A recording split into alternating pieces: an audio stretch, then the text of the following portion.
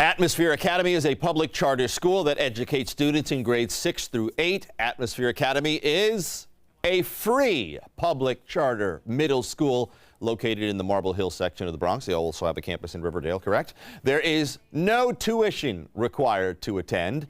Administrators, however, are currently accepting new students, and the deadline to apply is just a few days away. We'll get into that. But here to enlighten us about the educational approach at the school, Colin Green, Cristian Roman, and Wanda Mora, all from Atmosphere Academy Charter School. You are the founder, my friend. Take me to that epiphany moment that you had, what, 3-4 years ago, where you said, you know what, we need a school, and we need a school like this in the Bronx.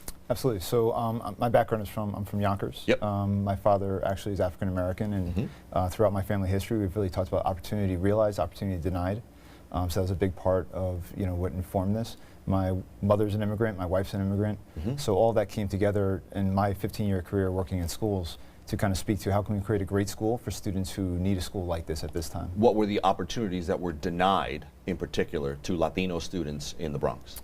Actually, specifically in our district, District 10, and the Northwest Bronx, a lot of families, as we did a canvassing of the neighborhoods and approached them about our school, actually had never had access to a charter school before, and had applied for charter schools, a lot of them in the South Bronx, and been denied a seat because students in that district, District 7 or another district, got the seat before them. Okay. So students in our area did not have access. And there were a few charter schools in our area. Most of them started in kindergarten. Okay. We start in 6th grade.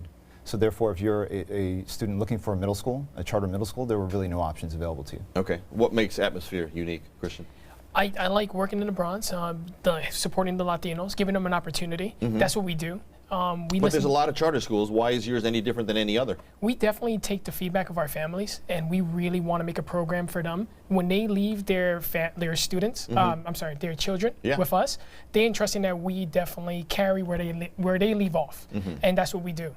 We have many check-ins with the families about what they want us to do, and their feedback is really important so that we can make a really good school. Get into specifics, because I think you could safely argue that the parents would feel that way at any school, where they say, yeah, I want feedback and I want your input and I want you to teach my kids. But you're doing it in a way that's different, that puts perhaps a little bit more weight into the students' and parents' choices, if you will, and I don't want to put words in your mouth. Yeah, we definitely send regular surveys for interests, such as electives. We ask questions on what sports they want to get involved in, activities such as language, robotics, also families as well. We like to survey and hear different ideas that they have. Let me ask a parent. Wanda, you're here. You have a son, daughter? My son. Your son, what grade? 6th. 6th grade. First year. First year, and you're on the Parents Alliance. Association. Okay. Yes. What is it from a parent's perspective that you find unique at Atmosphere? The communication with the staff, the teachers, the whose curriculum. communication? My communication as a parent with the staff in the school is amazing. It's like unique. Let's say you send an email to a teacher asking for an assignment. 10 p.m. at night, 10:05 you got an answer. For me, that was something different. That didn't happen at previous schools where you had? Didn't happen before. We didn't have that communication. The language. Service that they send is being sent in English and Spanish. As a Latino mom, if I don't read it specifically like a word in English, I can read it in Spanish and I understand it. One of the great things that I think you guys do is there's no hesitation about a field trip, and that if a student expresses interest in marine biology, you'll go to a Shark Tank place, or if there's humanities, you'll go to Hamilton. Why is that so critical in terms of putting that interest in the hands in a tangible way for the students? Yeah, for us it's really important to connect our students to the world and the world to our students. And I think that what's so critical about that is it helps them to take what they're learning in the classroom and apply it to the real world, and understand that there is a payoff at the end of the day, for your math test, the essay you're writing in English, and it motivates them and pushes them to go further. But to go on field trips and to do things the way you're doing, and based on the campus that I've seen, it's a beautiful facility. Plata, that takes funding. Who is providing, where are you getting the money to do the things that you want to do in the way you want to do them? You, Christian. Definitely. So we are funded by New York State. It costs money. You know, we do need funders. We budget very well.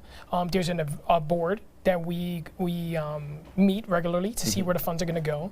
We also ask families for support. Okay. A lot of advisement, managing the money properly. But you know, people hear free tuition, and then the result, you know, I wonder as a parent, saying, all right, well, how are they doing it? You know, and I know that you have funding, and I know it comes from the state, but there are contributions that parents can make when possible. Go ahead, I see you nodding your head. Yeah. So one thing I want to speak to is some of the biggest items in the budget, which is personnel and real estate. So we really try to make sure that we value our employees, but also that they have to add value.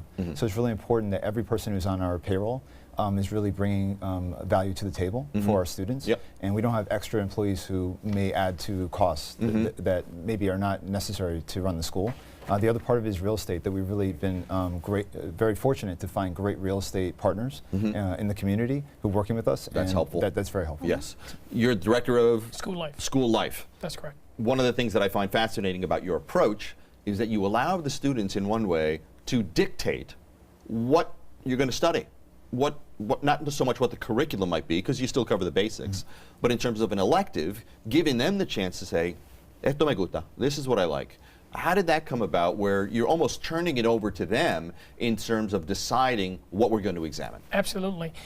I want them to be successful, and the school wants them to be successful. We need to meet the students where they are, and when we get that, we can expose them to different things that they're interested in and make the connection. A lot of times school, high school, even college is a foreign idea, or it's so into the future, but we want to bring that to their attention right now, and that's what we do, and we do that as a team. Does your child come home from school saying, you know, we studied this, Mommy, which is exactly what I wanted to know about? Yes, I mean, it's amazing, the communication and the freedom that they give to them to express themselves and to kind of learn the same and explore.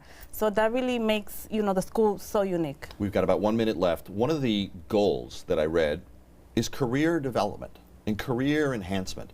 And it tickled my brain because this is a middle school. This is 6th to 8th graders. I can't tell you how many colleges where the students go and they're freshmen, they have no idea what they want to do with their lives. Why is it that kids in 6th to 8th grade can possibly have a concept of what they want to pursue later in life?